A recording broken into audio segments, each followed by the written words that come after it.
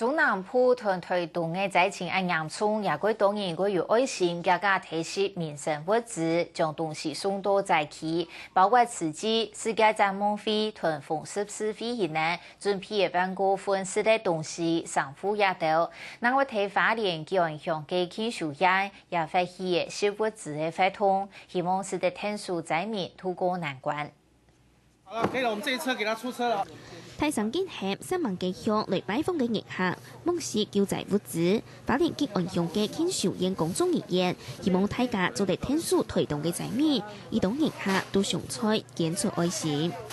看到他們這麼有愛心，那我也自己盡綿薄之力來這邊共襄盛舉，然後希望大家能夠多多踴躍來幫助我們自己台灣同胞的這些災難。因為台東也去不了，那我們昨天到這邊來的時候，就聽說這邊廟裡面要做一些募捐，那我們想我們今天就來參與，那我們就捐了一些米。目前從災區傳來的消息，需要大量的白米、飲水，還有各種民生的用品、床墊、棉被。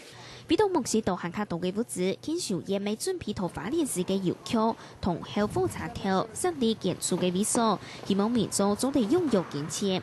那位各地慈善單位也都係無限定將櫃台上嘅賑災物資送到貨櫃查等過。款要送到哪裡去啊？送到台南彰化嘉義那邊去。是都很趕。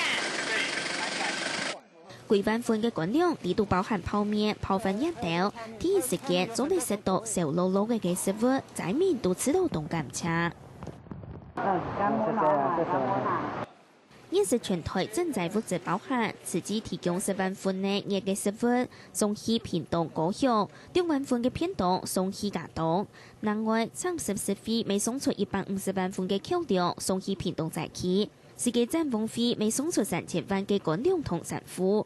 另外，未希望有行客到嘅民眾做地發揮愛心，聽說也條災民，溫暖佢也條嘅心，每本嘅也條簽到生存下去嘅力量。下個新聞綜合報道。